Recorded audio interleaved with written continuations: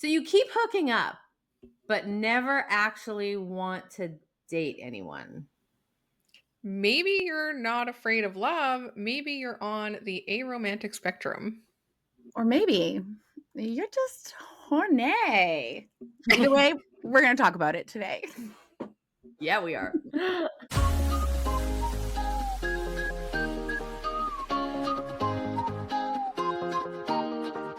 Welcome to Not Safe for Brunch. In this podcast, we're here to bring sex, insight, and real world education to the table unapologetically.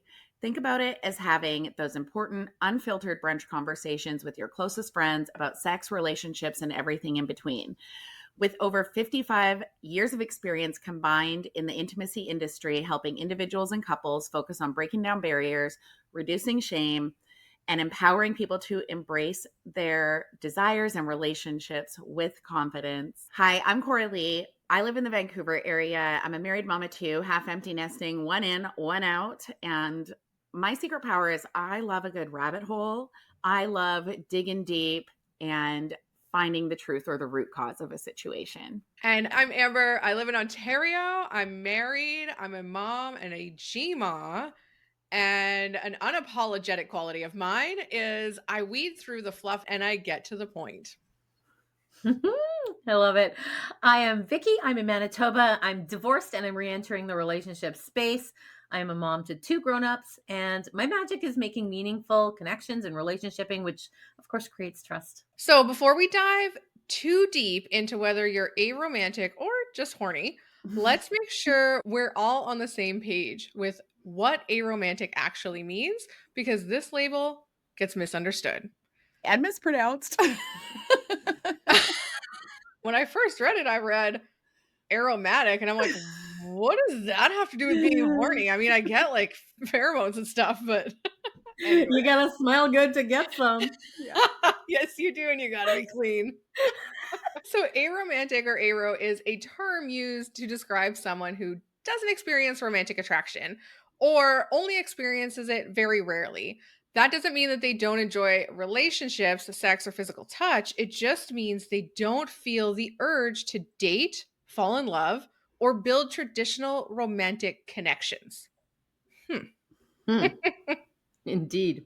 Right? So, like, basically, they're not chasing that rom-com fantasy. And that's completely normal for people on an aromantic spectrum. Yeah, I totally get that. I think romance makes me awkward. And is it just me? I can see it. Like, I'm not like the mushy, gushy type No. of person. Like, don't go crazy and set up, fancy plans and stuff like that. Like, it's, yeah. Yeah, for me, like romance isn't the traditional, like, oh, I got a dozen red roses for no reason. It's the little things he just does that I didn't ask to do that he just knows I like. When he does it without it, like that's Yeah. romance, to me anyway. Yeah, Like I a hear slow that. romance. I think for me, I think about romance and I think about like dancing in the kitchen and just all that really mushy stuff. And it makes me feel fucking awkward. I don't know why.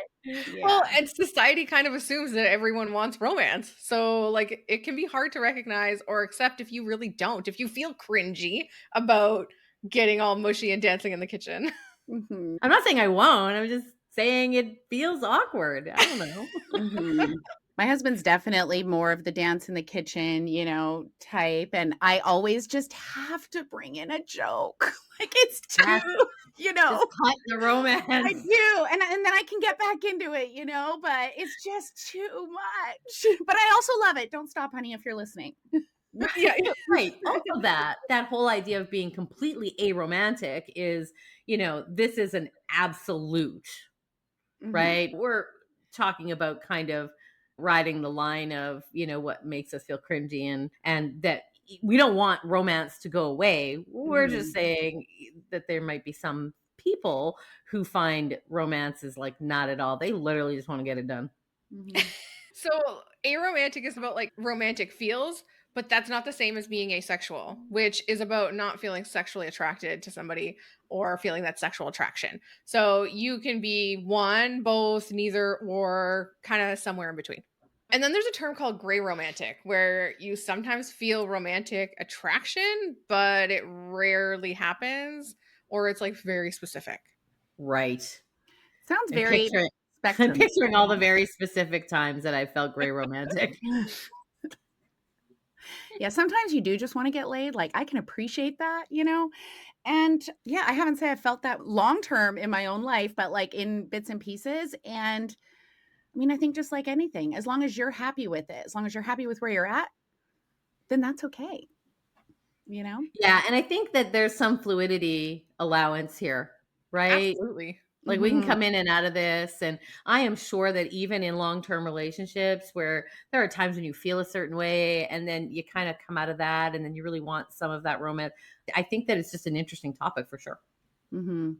Okay, so let's talk about dating app culture, instant intimacy, and how sometimes sex can feel like romance. You can kind of go back and forth in between. Is it sex? Is like, sorry to be crude here, but is it just Mhm. fucking or is it making love? You know, you can go back and forth. And I think there's a lot of different things that might happen scientifically that makes your they create all those feelings and those hormonal things. I kind of wonder if there is a scientific link there, you know, like hormonally with aromantic people. But, you know, just for some examples, like post nut confusion. Yeah. You feel differently because I know sometimes, you know, when you're really, really aroused, you're like, oh my God, I can't wait. I can't wait when we're done. Then I'm just going to lick you head to toe. And then you have yours and you're like, I don't really want to lick you head to toe anymore. Too Love is funny. best. You know, there's also too, I think, especially for, well, more so for like in our relationship for my husband, there is that post nut confusion where they seem to be so much more chill, you know? So if I want to move a dresser from upstairs to downstairs, we're going to have sex first. And then I'm going to be like, hey, because we have no problem. That's called coercion. Yeah, whatever. Whatever. Whatever works. Whatever. Listen, I'm not gonna say that I haven't had a good enough orgasm that it made me think, "Maybe I could get married." Maybe maybe I am romantic, and then I go, Yeah. "Nah." There's also the oxytocin that pumps out after sex, and we love some oxytocin, you know, it makes you feel good. We call it the love hormone.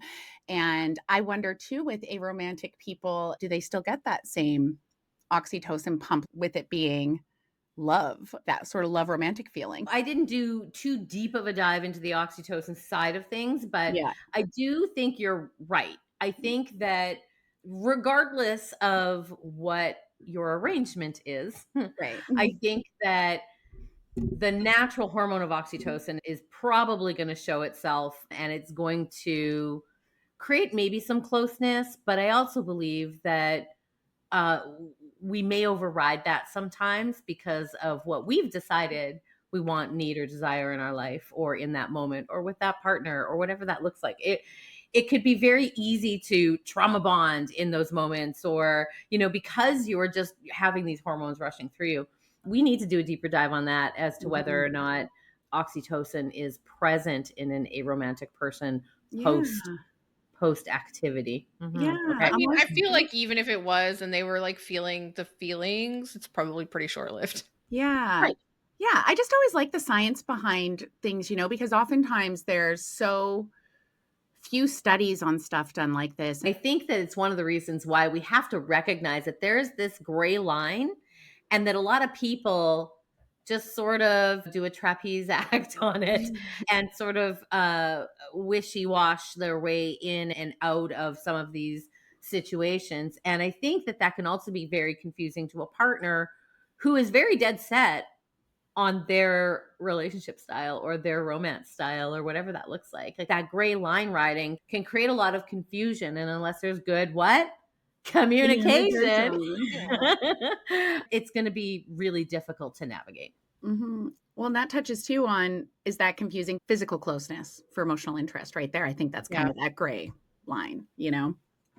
I agree. I mean, I think having your physical needs and your emotional needs met can be completely separate entities. Mhm. I don't need to be emotionally connected to somebody to have my physical needs met. It's just not how I'm wired. Mhm. I like it. I don't need it. Mhm. And that's confusing, even in your 50s. Yeah. Okay, let's do a little quiz here. Are you aromantic or just horny? I think I love a good quiz. Anybody else like to pick up a Cosmo once in a while? Right? I love a good quiz for sure. Me too. So, so these aren't strict labels that we're gonna tap on here. They're more like spicy clues to what's your vibe? Like, how do you show up in this world? So each answer leans towards aromantic, horny, sex driven, or romantic inclined tendencies. Okay, let's do this. So you're cuddling post hookup. Suddenly you feel like, this is cute. Do I love them? So that would make you romantically inclined. Do you think, where's my Uber? Horny, maybe romance averse. Or C, I hope they don't catch feelings. That would be leaning towards aromantic or emotionally avoidant for sure. I'm going to say B. Like, it's like the first hookup. Well, it's literally calling it a hookup. So we're Just a talking hookup. hookup. Yeah, like, Yeah, where like did we I don't want meet? someone to love me when I'm just hooking up with them. So I'm going B. I need more Yeah, I'm details. Absolutely. I'm thinking, how fast can I get out of here? 100%. Mhm. Absolutely. Yeah. Yeah. Agreed. Okay. Number 2, you fantasize more about candlelit dinners, wild spontaneous sex, or being left alone in peace. I'm C. Leave me the fuck alone.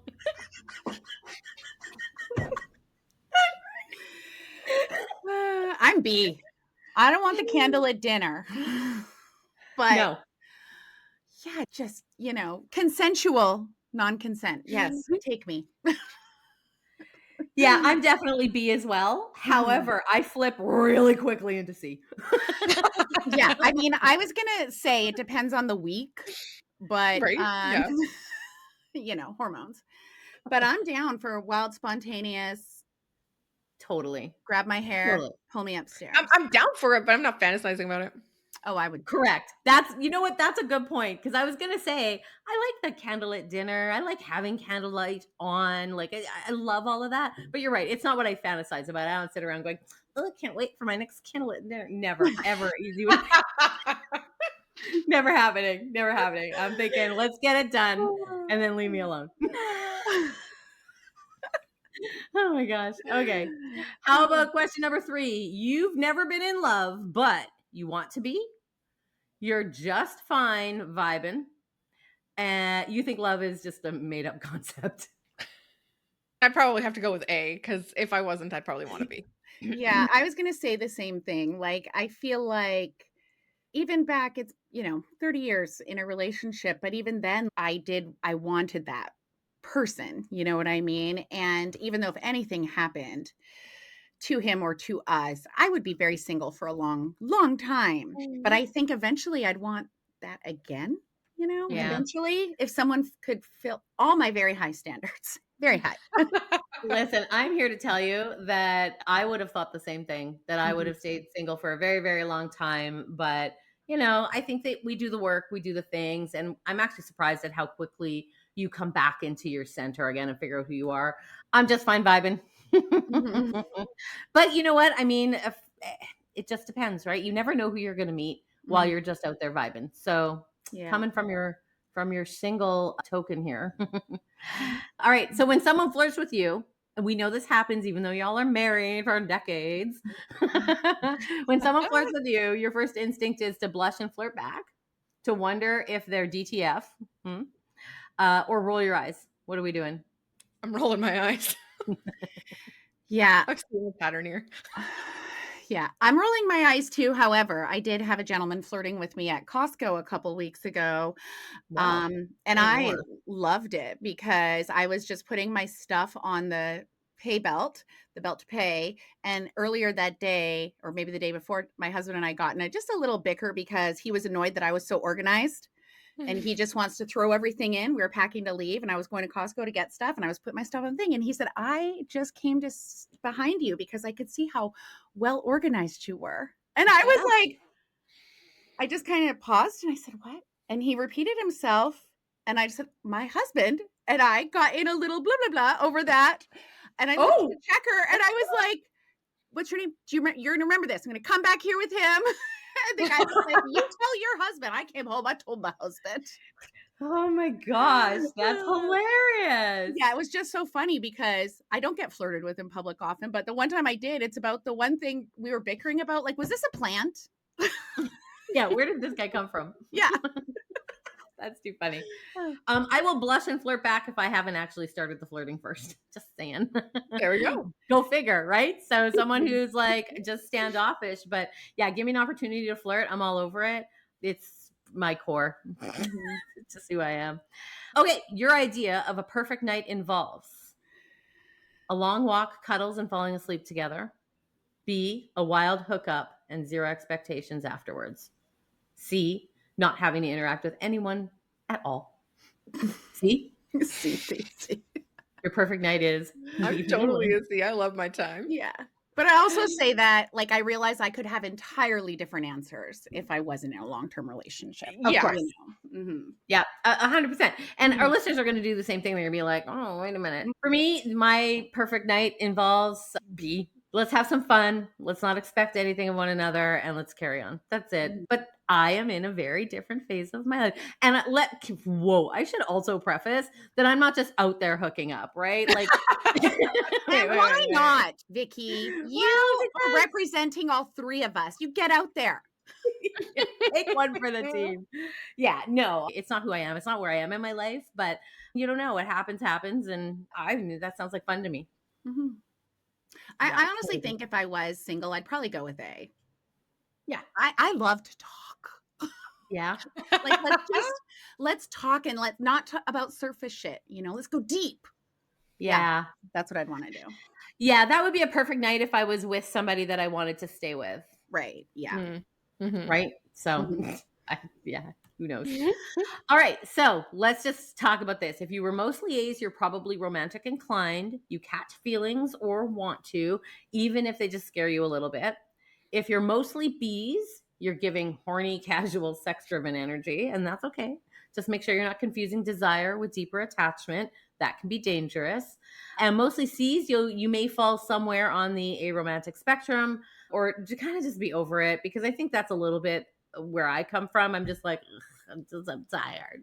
It doesn't mean you're cold, although I have been called the ice queen before. You're just built different when it comes to love and relationships and how you experience them. So I thought that was kind of fun. Mm-hmm. I love a good quiz. I'm whatever B was.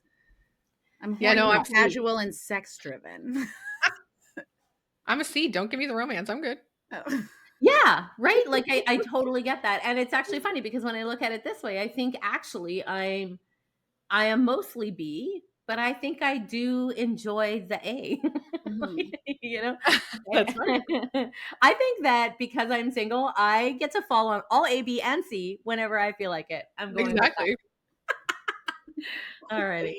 What if you are aromantic? Like, did this episode make you have a deep aha moment? Maybe I need to Google this and see if this is me, if you feel like it lined up with you. It's really interesting when you learn about different diagnoses or conditions or things like this later in life, and it lines up everything for you when you're like, oh, that's why blah, blah, blah, blah, blah, blah, blah. Blah, blah. For me, it was ADHD, for example. You know what I mean? And it just kind of lines up when you figure that stuff out. So I think it's very freeing and validating, and it kind of helps you deal with it, figure out if you feel the need to change it at all, or if you just need to get into acceptance and talk about it. If you're with a partner, make sure your partner accepts it. What do you guys think? I do think that it's an evolving concept. And I think when you're discovering something, or sometimes we can even hear something and go, wait, is that why I feel the way I feel? Is that why I respond the way I respond? And then we just take a little bit of a deeper dive into that and go, okay, yeah, no. For me, it was brought to my attention that from somebody that I care about very, very much, that maybe I should look at the title of aromantic because I don't love all of that mushy stuff. I really am very physical based. I'm chemically based. I just want what I want, right? So for me, it had me go into a deeper dive, and I recognize that I'm not aromantic. My experiences just provided me with a scenario where I just like my life the way it is, and I want to experience what I want to experience. But yes, I definitely took a deeper dive into it because it became a term that was brought forward. Mhm. Well, and I think that it depends on, what stage of life you're in. Yep. Mhm. What if you do have that normal cycle every month? Where are you in that cycle? Because I can be all of these things. Mhm. Yeah. I can be a lot of the aromantic tendencies and I love my alone time. I don't need the mushy stuff, but at the same time, I'm not mad when my husband comes home with flowers unexpectedly or thinks of me when he stops somewhere and just picks something up that he knows I'll love. So I'm not mad about that. Of course, there's always times where you're horny. Mhm. Yeah. I think everybody, anyway, most people. The thing that I don't like about the labels is that it pigeonholes us into Mhm. being one way. And I don't Mhm. love that. So I think that's why this is an evolving concept of who we are and how we're showing up in our relationships. And I think from one relationship to another, we can be completely different people. It really can also be about what the other person is bringing out in you. Mhm. Yep. I think a lot of times too, as in this 2025-year-old, well, longer than that, but world, everything's been so black and white for so long. This is right, this is wrong, and or you're gay or straight or whatever. And just in the last few decades, there's really been this realization that so many things are on a spectrum, whether it's gender, sexuality, Yep. how you feel, like, you know what I mean? Like ADHD, like there's so many things that are on a spectrum. And if we keep trying to do that, pigeonhole it, like you say, we are doing a disservice to most of the people who, either if it's a condition or if it like ADHD or autism, or if it's something like this, like a diagnosis of aromantic or something you're thinking along those lines, everything is Yep. on a spectrum. There's very few things. Binary, and Yeah. I don't mean non-binary, I mean binary code. That's black Yeah. and white. No, I couldn't agree more. And I think that, like you said, we can't put ourselves in one place. I think that we need to be broad and open and be willing to just explore ourselves a little bit more when we hit a road bump or when we hit a space where we're like, well, wait a minute, why do I feel the way I feel? It's the inner dialogue, and what you do about that is equally as important as the communication with a partner. Mm-hmm. Yeah. Yeah. What do you guys think it looks like to date or have sex without wanting romance? Well, I'll tell you. It is freeing and non-committal and non-binding, and it feels it feels like power. Mm. It Mhm. it just to know what you want, seek that, receive it, and carry on. I think that there is so much pressure around romance, and I think that frightens me now. And Mhm. again, that is my experience. It has given me that perspective. Mhm. I know that I've given myself enough times, and I have really dipped into the line of romance and all of those things throughout my entire life with all of my relationships. And I never felt that closeness that I hear other people talk about, which I think is why that Mm. person came to me and was like, "Do you think maybe this is something you should look at? Like, even just to have an inner dialogue about?" And Mm. yeah, it's not bad. Yeah. But your brain has to be there, because if you Mhm. really are a romantic person and you're looking for love and a mate and a partnership for the rest of your life, that is going to look different also in how you date and who you date and what that looks like and how transparent you are. And sometimes we can be transparent about our needs and our wants, and the other person sees a broader picture and they hope for more, and that's not always possible. So Mhm. I think that we set other people up for failure when we allow them to believe, or even allow ourselves to believe, that we might be able to manage that style of relationship. It's a fascinating world. Mhm.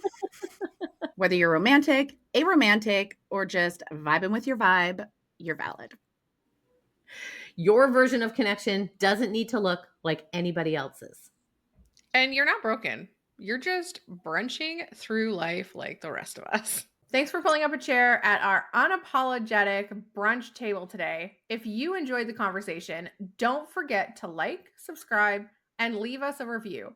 It's like tipping your server, but for podcasts. And hey, sign up for our weekly newsletter using the link in the show notes so you never miss the juiciest, most unfiltered chats we're serving up.